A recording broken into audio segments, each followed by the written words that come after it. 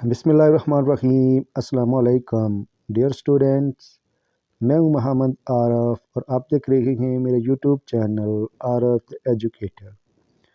Dear students, آج ہم Allama Iqbal Open University M Ed level کیا کورس کوڈ 6553 درسی کتب کی تیاری پارٹ 2 کا لیکچر نمبر 11 پڑھیں گے، جس کا عنوان ہے سائنس اور دیگر کتابیں۔ بائیولوجی کے نمونہ جاتی اسباق۔ بائیولوجی کے اسباق کو پیش کرنے کے انداز کے حوالے سے ذیل میں کچھ تفصیلات دی جا رہی ہیں۔ یہ نمونہ جاتی اسباق میں مندرجہ ذیل خواص آپ بطور خواص جائزہ لے سکتے ہیں۔ بائیولوجی کے نمونہ جاتی سبق کے اہم خواص نمونہ جاتی اسباق کے مقاصد سے لے کر سرگرمیوں اور اسائنمنٹ تک کا احاطہ کیا گیا ہے۔ تیسرا نمونہ پی ٹیکسٹ بک بورڈ پشاور کے GTZ پروجیکٹ میں پیش کیا گیا۔ بائیولوجی کا نمونہ جاتی سبق ہے کہ پرائمری جماعت کے بچوں کے لیے تیار کیا گیا ہے۔ اس کے خواص درج ذیل ہیں۔ سب سے پہلے اس کے میں دیکھا جاتا ہے ترتیب۔ سبق کا آغاز آسان چیزوں سے کیا گیا ہے۔ جاندار اور بے جان اشیاء میں فرق کرتے ہوئے انتہائی نمایاں خصوصیات سے پہلے بیان کی گئی، جس کا ہر بچہ بآسانی مشاہدہ کر سکتا ہے۔ پھر مرحلہ وار خوراک، نشوونما، سائنس جیسی خصوصیات متعارف کروائی گئی ہیں۔ سرگرمیوں میں بھی ترتیب کا خصوصی خیال رکھا گیا ہے۔ سرگرمیوں کو مرحلہ وار انجام دینے سے بچے زیادہ بہتر انداز میں جاندار اور بے جان اشیاء کی خصوصیت کو سمجھنے کے قابل ہو جاتے ہیں۔ مشمولات۔ سبق میں ایسی چیزیں شامل کی گئی ہیں جن سے بچے کسی حد تک پہلے سے ہی واقف ہیں۔ جانی پہچانی چیزوں کو سامنے رکھ کر ان کی خصوصیت کو زیادہ آسانی سے سمجھا جا سکتا ہے۔ ڈیزائننگ۔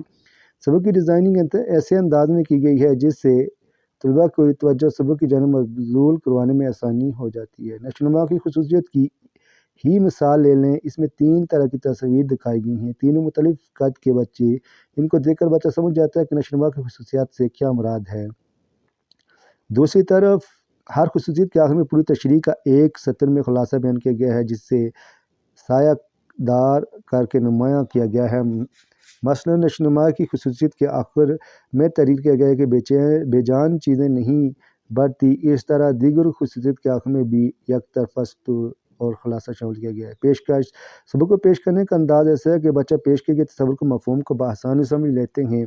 سبق کو پیش کرنے سے پہلے بتایا گیا ہے کہ ہمارے ارد گرد بہت سی چیزیں ہیں، لیکن ان میں سے کچھ جاندار ہیں اور کچھ بے جان ہیں۔ ان کی خصوصیت کا احاطہ کیا گیا ہے۔ آخر میں سرگرمیوں کو شامل کیا گیا ہے۔ سرگرمیوں بھی پہلے جاندار اور بے جان اشیاء کی پہچان کروائی گئی، پھر بچوں کو اس قابل بنایا گیا کہ وہ خود سے کسی شے کی خصوصیت بیان کر سکیں۔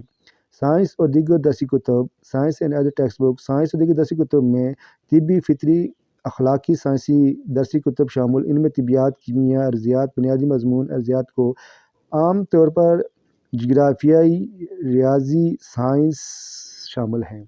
سائنسی کتب کے بنیادی مسائل اور تنازعات۔ قدرتی یا طبی سائنس کی کتابوں کو بائیولوجی کے مقابلے میں تفسیرات کی مخالفت کم دیکھنے میں ملی، البتہ سائنسی طریقہ کار اور ان کتابوں کے ذریعے دلنشیں کرنے کے سائنس کی درسی کتب کے حوالے سے درپیش اہم ترین مسائل میں سے پیش کرنے کے انداز کے متعلق کچھ مصنفین سبق کو پرکشش بنانے کے لیے سائنس کے مختلف پہلو کی جگہ روزمرہ کی زندگی سے مثالیں پیش کرتے ہیں۔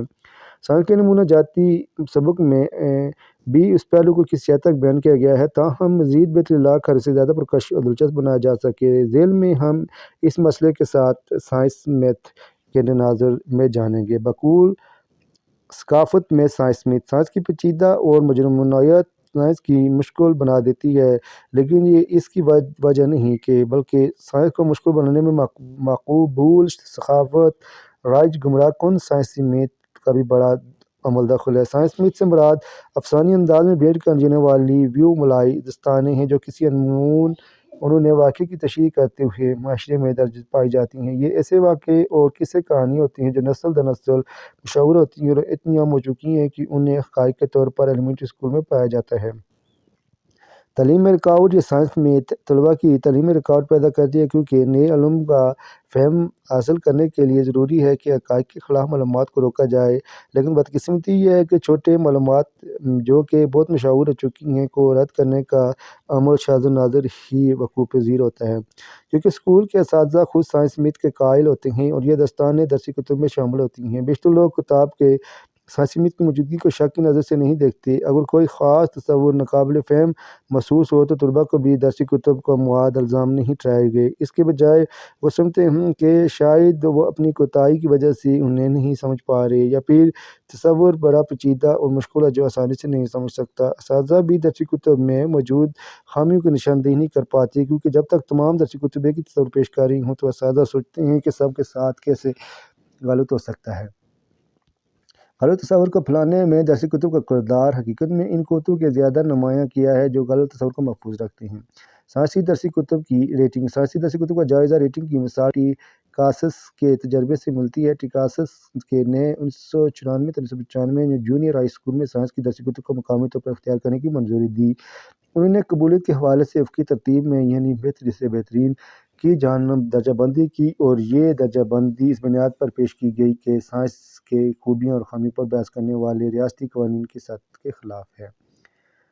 درسی کتب کی درستگی۔ درسی کتب میں مختلف قسم کے اغلاط پائی جا سکتی ہیں جنہیں درست کیا جانا ضروری ہوتا ہے۔ بعض اوقات یہ اغلاط سیموگرامہ نما ہوتی ہیں۔ بعض اوقات درسی کتب میں ایسی غلطی شامل ہوتی ہیں جو معاشرے میں مروج ہوتی ہیں لیکن حقائق سے اس کے خلاف ہوتی ہیں۔ ایسی غلطیوں کی نشاندہی کی جاتی ہے اور طلباء کو دوسری طرح کے مواقع سے آگاہ کیا جاتا ہے۔ نئے طلباء کو حقائق کی بنیاد پر پرکھنے کی تربیت دی جاتی ہے۔ 2002 میں درستگی کے حوالے سے شائع ہونے والی رپورٹ میں بتایا گیا کہ مڈل اسکول کی درسی کتب میں سائنسی مواد بہت اعلیٰ پایا جاتا ہے، البتہ انہیں پیش کرتے ہوئے کچھ غلطیاں رونما ہوتی ہیں۔ بعض صداقت کے حوالے سے غلطیاں سرزد ہوتی ہیں۔ ان کتابوں میں متعدد تکنیکی غلطیاں اشکال کے غلط حوالے سے متعلق ہیں۔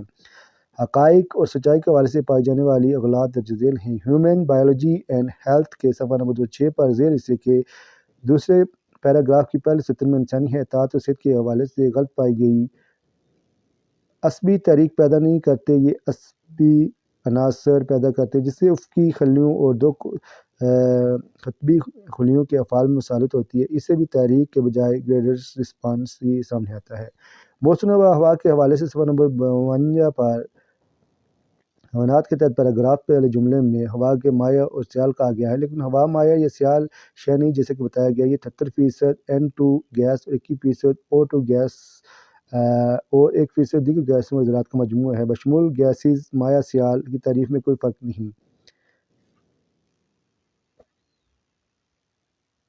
برقیات اور مقناطیسیت کے حوالے سے صفحہ نمبر پر RMS آرمز پر بنے جوڑے اور میکینیکل ہاتھوں کو لیبل کرنے کی ضرورت ہے۔ صفحہ نمبر 39 پر الیکٹرو میگنیٹ کی تعریف کرتے ہوئے وضاحت کرنے والے لفظ سٹرانگ کی ضرورت ہے۔ صفحہ نمبر 79 پر پیش کی گئی شکل میں اسپرنگ کی بھی شامل کیا گیا ہے۔ صفحہ نمبر 123 پر پیش کی گئی گراف کی افقی عمودی خطوط کو لیبل کرنے کی ضرورت ہے۔ صفحہ نمبر 130 پر CPU کو کمپیوٹر کا دماغ کہا گیا ہے۔ یہ مشین کے مفروضی اور ٹکٹ کی وضاحت نہیں، اس میں تبلیغ کی ضرورت نہیں، بلکہ پبلشر اس اعتراض کو غیر واضح قرار دیتے ہیں۔ کمپیوٹر سافٹ ویئر کے حوالے سے صفحہ نمبر 34 پر موجودہ پیراگراف میں ایسے وضاحت کی گئی ہے جیسے مشین کا کوئی جیتی جاگتی مشین ہے یا اسے جذباتی مغالبہ کہا گیا ہے۔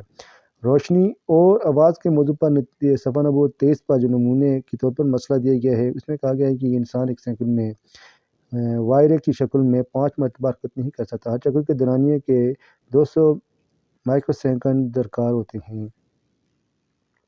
ریاضی اور سائنس کے نمونہ جاتی اسباق۔ ذیل میں GTZ پشاور کی ریاضی کے لیے تیار کردہ سبق دکھایا گیا ہے جس میں مقاصد، سرگرمیوں اور دیگر امور کو مرحلہ پیش کیا گیا ہے، جبکہ سائنس کے سبقی نمونے کے اس اگلے صفحات میں پیش کیا گیا ہے۔ ان اسباق کا آغاز مقصد سے کیا گیا ہے، پھر مواد پیش کیا گیا، اس کے بعد تجربات، اطلاق اور روزمرہ کے مسائل پر توجہ دی گئی، اس کے بعد بطور چیلنج سرگرمی پیش کی گئی۔ ان اسباق کا موازنہ کرنے سے سبق ڈیزائن کے مختلف طریقوں کی وضاحت ہو جاتی ہے۔ تو ڈیئر اسٹوڈنٹس، یہ تھا آج کا لیکچر جو اختتام پذیر ہوا۔ اس کے ساتھ ہی میں آپ سے اجازت چاہتا ہوں۔